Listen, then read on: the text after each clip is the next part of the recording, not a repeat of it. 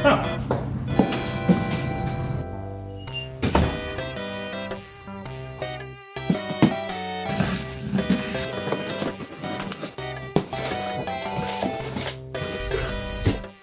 PlayStation Classic. I didn't order this. Did I? Oh, sweet. My package came in. Thanks, dork. PlayStation? Yeah, man, what's up? You're real. Yep. How? Oh, that's simple. Years of being a Nintendo fanboy have caused you to repress the PlayStation side of your brain. And now I'm here.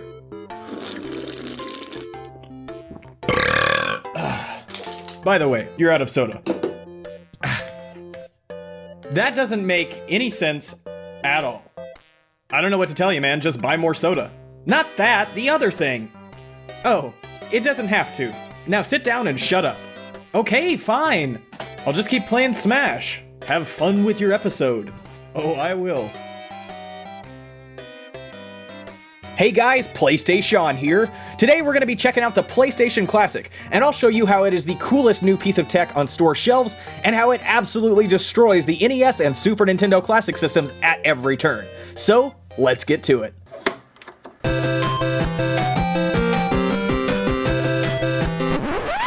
Drew, what is this crap? Nobody cares about your intro, just get to the video.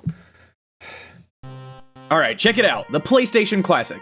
This is the dopest, hottest new mini console on the market today. In case you've been living under a rock, this system is, of course, a pint-sized recreation of the original PlayStation, which came out in 1994. So, let's go over what's included. This bad boy comes with 20 classic games preloaded and 2 controllers in the box, as well as an HDMI cable and a micro USB cable for power. Yeah, but they didn't even bother to include an AC adapter. How lazy is that? Hey genius! Nintendo's new 3DS systems don't come with AC adapters either. And besides, you've got a billion of these things lying around. What does it matter if there's not one in the box? Okay, fair point. Continue. Thank you. Okay, the first thing I want to point out about this thing is its awesome build quality and attention to detail. Every little part of this guy has been painstakingly recreated to match the original console, even down to these functional vents along the side. It doesn't feel at all like a cheap toy or replica. This is the real deal. And the same can be said for the controllers. They are absolutely spot on when compared with the original. The only difference being that they're connected with a standard USB plug, unlike the Nintendo mini consoles, which require a ridiculous proprietary connection. Oh, that's actually pretty cool. So do they work on PC? Well, no. Oh, really? What's the point of a USB controller then? If it only works with one specific console, they might as well be using some obscure proprietary plug anyway. Whatever, man, they're faithful to the original, and that's what matters. Moving on. Hold on, wait a minute. What? What now? Didn't the original PlayStation have a bunch of games that used analog sticks? Those controllers don't have them at all. Well, Mr. Nintendrew, if you happen to step 2 feet outside of your Nintendo bubble, you'd know that out of the entire PS1 library, only one title required the use of those analog sticks. And besides, the dual analog controller wasn't released until halfway through the PlayStation's lifespan. So any way you slice it, this original layout is the most authentic design for the classic system. Huh. Okay. You're the expert. Finally, some recognition. Unlike the original console, which could only output standard definition video, the PlayStation Classic has been brought into the 21st century with HDMI output, so you can relive these classic adventures in stunning high definition. And because the PlayStation marked one of the gaming industry's first leaps into 3D graphics, the games really benefit from this higher and more crisp resolution. Above all else, the PlayStation Classic is about nostalgia. There are tons of charming little nods to Sony's debut system, such as the main menu being designed to resemble the memory management screen of the original console. Some games even require you to swap out virtual discs by pressing the open button on the system to continue your adventure, just like you would back in the day. That seems more like an annoyance than a feature to me. Couldn't they have changed that to be a little bit more convenient? It's not about convenience, man. It's about taking a trip back to 1994 and really being immersed in that experience. Besides, just look at this lineup. There's something for everyone here. 20 amazing titles that defined gaming for an entire generation. We've got Metal Gear Solid, Final Fantasy VII, Twisted Metal, Resident Evil. The list goes on. How could you go wrong with such an amazing group of games? You'd have to be crazy to not pick this thing up. It's a steal. I don't know, man. I mean, I'm no PlayStation expert, clearly. But when I think of the PS1, I think of titles like Spyro the Dragon, Crash Bandicoot, Tomb Raider, Castlevania Symphony of the Night, Silent Hill, Parappa the Rapper. None of those titles are on this system. Yeah, I know. You're not wrong. A lot of really influential titles didn't make the cut. But even so, there are other games that nobody expected to make it in but are very welcome additions, like the original Persona and Rayman. Even without some of those influential and massively popular titles like Spyro and Crash, there's still so much gaming history to be discovered here. Fair enough, but what now? I was just reading this article, and apparently almost half the titles on the PlayStation Classic are running the European or PAL versions, upscaled and presented for use on NTSC televisions. Doesn't that mean that almost half the games on this thing aren't going to be running at the same speed as they would on the original hardware? Yeah, I've got nothing there. That is a real issue, and probably could have been avoided if Sony wasn't trying to push this thing out the door before Christmas. My guess is that they had licenses ready for distribution in Europe, and couldn't wait any longer to secure the rights for the NTSC releases. And that's the corner they chose to cut. But at the end of the day, the average consumer isn't going to notice that minor difference. Get over it. Okay. But this thing is $100. You'd think they could have invested some more time and effort into making it as good as it could be. I mean, the Super Nintendo Classic is $20 cheaper and has way more features.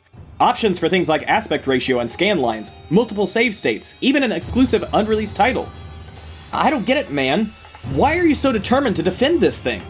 It's overpriced, it's underpowered, the controllers are outdated, it doesn't even come with a power plug, and on top of all that, it's missing some of the most iconic titles of the PlayStation era.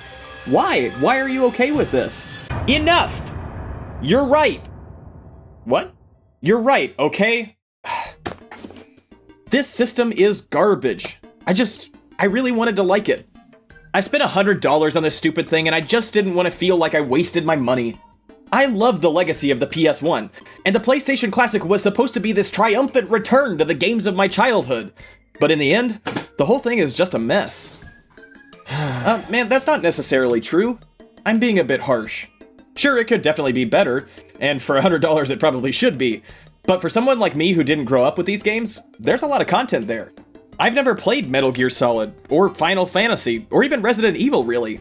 For someone who just wants a convenient way to revisit some of those iconic titles, the PlayStation Classic might be exactly what they're looking for.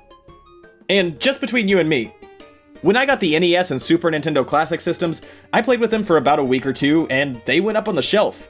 I'd had my fun with them, and they've stayed on that shelf ever since. It might seem kinda silly, but for someone like me, the console itself isn't even really as important as what it represents. At the end of the day, the PlayStation Classic is still a really cool tribute to an entire generation of awesome games, and if you like it and have fun with it, that's all that matters. Really? Yeah, man. Plus, the hacking scene for this thing is crazy. It's only been a couple weeks and the modding community has already figured out how to run games from a USB drive, to play pretty much whatever you want, assuming you have the means to make backups of the original discs. Wow. Maybe it's not so bad after all. Thank you, Drew. I get it now. Even though the PlayStation Classic isn't perfect, it's still pretty cool. And even with its flaws, it still has its audience. And now that you've shown me the true meaning of Christmas, I can finally return to my home planet. I thought you were a figment of my imagination. You're an alien now? Bye! See you next year! Don't forget to eat your vegetables! Bye!